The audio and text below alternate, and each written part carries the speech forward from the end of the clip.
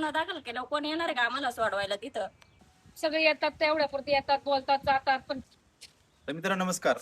स्वतःच्या स्वार्थापायी संपूर्ण गावाला विटीस धरणं कितपत योग्य आहे? आज पूर्ण गावाला फक्त कचऱ्याच्या 2 गाड्या आहेत. तर हा काय विषय? तुम्ही संपूर्ण सामान्य नागरिकांकडून टॅक्स गोळा करता, नंतर म्हणता आमच्याकडे पैसे नाही, आणि खुलेआम तुम्ही या आपल्या गावातल्या कंपन्या आहेत त्यांना करमध्ये खुलेआम सूट देता.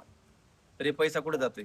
आज काय झाले, संपूर्ण गावामध्ये संपूर्ण नागरिक त्रस्त आहे, कचऱ्याचा प्रश्न गंभीर होत चाललाय. तर हे आमच्या वार्ड नंबर 5च्या ज्या काकू आहेत त्या काय म्हणतात आपण ऐकू. तुम्ही आता आपले टॅक्स घेता, पाणी टॅक्स, बाकीचे काय टॅक्स घेता, त्याचा आम्हाला पुरेपूर काय फायदा होत नाही, नाही का? आम्हाला सांडपाण्याला जागा नाहीये. सांडपाणी आमच्या पूर्ण शेतात जाते. आमचं शेत किती आडले त्याच्यासाठी, आणि आम्हाला कचरा गाडी पाहिजे. आमचा कचरा तर एक घर होतं त्यावेळेस कचरा टाकता येत होता.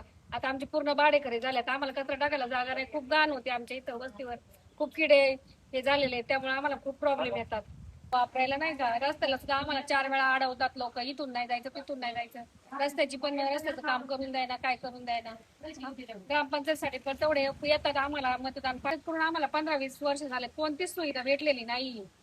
सगळे येतात तेवढ्यापुरती येतात, बोलतात, जातात, पण काहीच सुविधा नाही आम्हाला. आता सुविधा करून द्या पहिल्यांदा.